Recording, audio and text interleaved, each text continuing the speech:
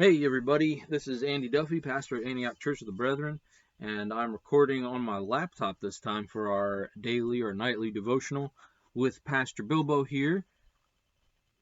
It was very intense tonight because I have some treats for him, and that will be in juxtaposition to our content tonight because we are continuing the story of Jesus' journey to the cross. Yesterday we talked about the beginning of his trial before Pilate and Herod, and today we're going to continue all four Gospels in their continuing story of Jesus' trial before Pilate. I've been thinking about the question of heroes and what makes someone a hero, someone that we admire, someone that we would want to support, someone that we would want to be on the side of or want them to be on our side. I'm up here. Our upstairs is full of movies right now in boxes and bags because we've been moving furniture around the house, and a lot of these movies that are waiting to be put away somewhere are movies about heroes, different kinds, fantasy, science fiction, a lot of superhero movies, a lot of comic book movies, as well as some others. And a lot of these heroes tend to be heroic because they're, to some extent, violent. They're action movies, right? Which might tell us a little bit about what we think of when we think of who is heroic, who is really trying to help people. And of course, with all the stuff going on today, crisis in the world, we might be thinking about medical folks, service workers, some of our police, some of those who simply train to help people, and now they're putting that work to good use. And at times like this, we're keenly aware of how much we need them and how heroic those roles can truly be. So let's jump into Mark chapter 15 and be thinking about that question of heroes as we read through this. It says, very early in the morning, the chief priests with the elders, the teachers of the law, and the whole Sanhedrin made their plans. So they bound Jesus, led him away, and handed him over to Pilate. Are you the king of the Jews? Asked Pilate. You have said so, Jesus replied. The chief priests accused him of many things. So again Pilate asked him, aren't you going to answer? See how many things they're accusing you of. But Jesus still made no reply, and Pilate was amazed. Now it was the custom at the festival to release a prisoner whom the people requested. A man called Barabbas was in prison with the insurrectionists who had committed murder in the uprising. The crowd came up and asked Pilate to do for them what he usually did. Do you want me to release to you the king of the Jews? Asked Pilate, knowing it was out of self-interest that the chief priests had handed Jesus over to him. But the chief priests stirred up the crowd to have Pilate release Barabbas instead. What shall I do then with the one you call the king of the Jews? Pilate asked them. Crucify him, they shouted. Why? What crime has he committed? Asked Pilate. But they shouted all the louder, Crucify him. Wanting to satisfy the crowd, Pilate released Barabbas to them. He had Jesus flogged and handed him over to be crucified. Now, there's a lot of things going on in just this simple passage, and the other Gospels are a bit more complicated, certainly.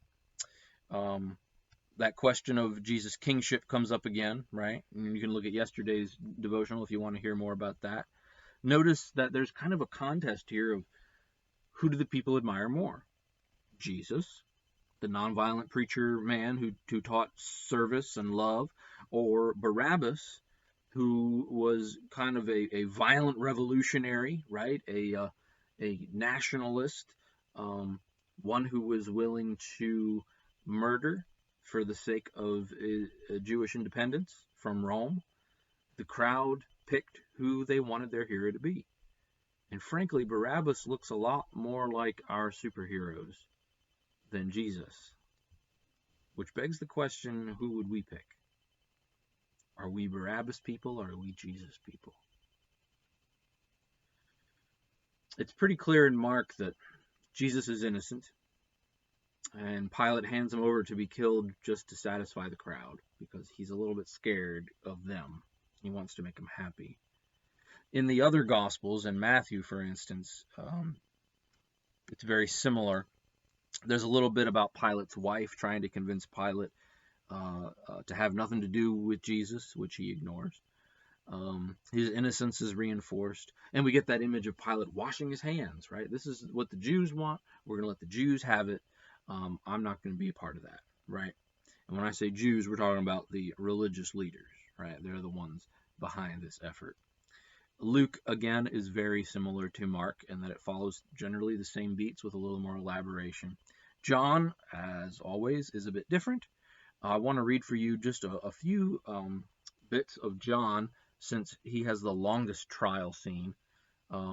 There's a scene that comes up in the other Gospels a little later. In John, it's in the middle of the trial, where Jesus is taken back by the guards, dressed up in these purple robes, crown of thorns placed on his head, and they mock him, taunt him, beat him, whip him, and it's all kind of meant to humiliate him. This ridiculous idea in their eyes that this guy is the king of anybody is so crazy that they dress him up like some kind of a fake king of humiliation. And then they parade him out in front of the crowds, and Pilate says, "Here is the man. This is the guy." And this is where I want to pick up in John chapter 19.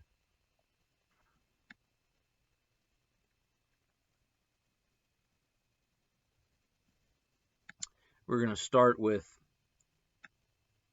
verse 4.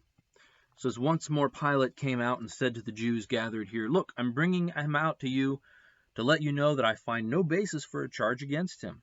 When Jesus came out, wearing the crown of thorns and the purple robe, Pilate said to them, 'Here is the man.' As soon as the chief priests and the officials saw him, they shouted, 'Crucify, crucify.' But Pilate answered, 'You take him and crucify him. As for me, I find no basis for a charge against him.' The Jewish leaders insisted, 'We have a law, and according to that law he must die, because he claimed to be the Son of God.' When Pilate heard this, he was even more afraid, and he went back inside the palace. 'Where do you come from?' he asked Jesus, but Jesus gave him no answer. 'Do you refuse to speak to me?' Pilate said. 'Don't you realize I have power either to free or to crucify you?' Jesus answered, 'You would have no power over me if it were not given to you from above. Therefore the one who handed me over to you is guilty of a greater sin.' From then on, Pilate tried to set Jesus free, but the Jewish leaders kept shouting, 'If you let this man go, you are no friend of Caesar. Anyone who claims to be a king opposes Caesar.' When Pilate heard this, he brought Jesus out and sat down on the judge's seat at a place known as the Stone Pavement, which in Aramaic is Gabbatha. It was the day of preparation of the Passover. It was about noon. Pilate said to the Jews, 'Here is your king.' But they shouted, 'Take him away, crucify him.' 'Shall I crucify your king?' Pilate asked. 'We have no king but Caesar,' the chief priests answered. Finally, Pilate handed him over to them to be crucified." So you can see here, John really gets into this dilemma that Pilate's in. Perhaps part of him wants to uphold justice, and part of him just wants to save himself. If the people are shouting, "We have no king but Caesar," there's a bit of a threat, a political threat there, right? Caesar's the one that Pilate reports to. So the question becomes for us, not only who is our king, but who is our hero? Is it someone that looks like Jesus? Is it someone who's just is humiliated wherever he goes for doing the right thing? Or is it someone who will use any means necessary to get what he wants? Whether it's politics, whether it's power, whether it's wealth, influence, pleasure, whatever you want it to be. What kind of a hero do we want to be? And is it someone who looks like Jesus? The Gospels present him as the one who truly deserves it. This is your reflection for tonight. Who's your hero?